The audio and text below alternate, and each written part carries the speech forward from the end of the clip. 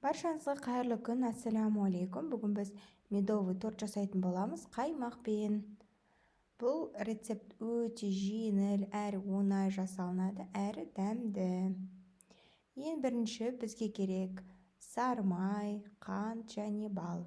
Барлығын баяу отта ерітіп аламыз. Балдың жақсын таңдау керек, себебі балдың дәмі медовый тортқа әсер етеді.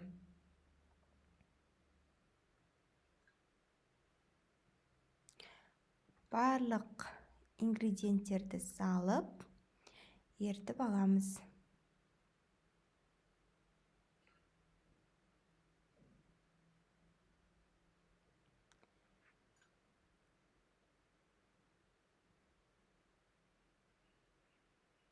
Барлығы толыққанды ерігеннен кейін бір ас қасық соданы салып,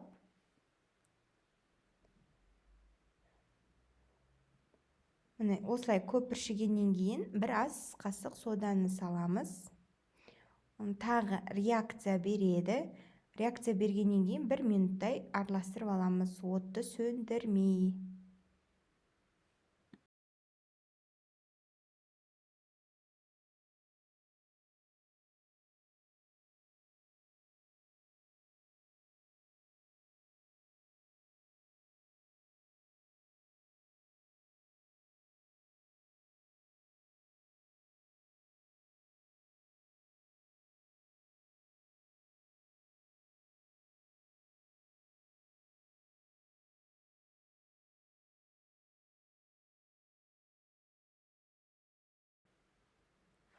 Басқа ыдысымызға құйып аламыз, тез суы үшін.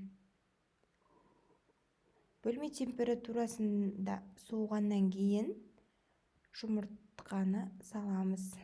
2 жұмыртқа саламыз. Бірінші 1 жұмыртқаны салып араластырып аламыз. Содан кейін екіншісін қайталап салып араластырамыз. Корждары өте нәзік, жұмсақ болып шығады. Сіздерге әдейі жеңіл рецебін таңдадым. Ситадан өткізілген ұнымызды салып, қамырымызды илеп алып, холодильникке 20-30 минутқа қойып қоямыз.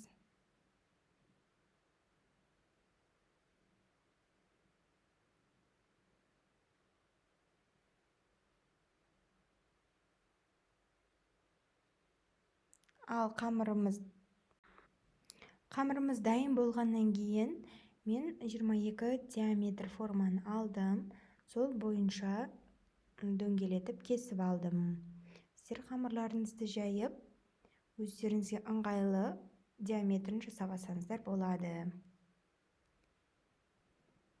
Духовкада 180 градуста 5-7 минутта піседі. Шетін осылай артығымен жасасаңыздар, себебі шетін біз әсерлеуге пайдаланамыз. Ал енді начинкасын жасайтын боламыз. Қаймақ 600-700 грамм.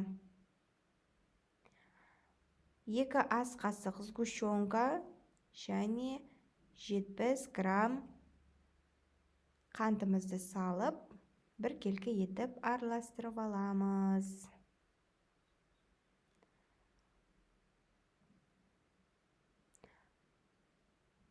Ал араластырып алғаннан кейін енді коржымызды салып, үстінен кремімізді жағамыз, қайтадан осылай қайталай береміз. Тоңазытқышқа 2-3 сағатқа салып қойсаңыздар болады. Шетіндегі корждарын блендермен ұсақтап алсаңыздар болады. Солай шетіне, ортасына әсерлеп аламыз.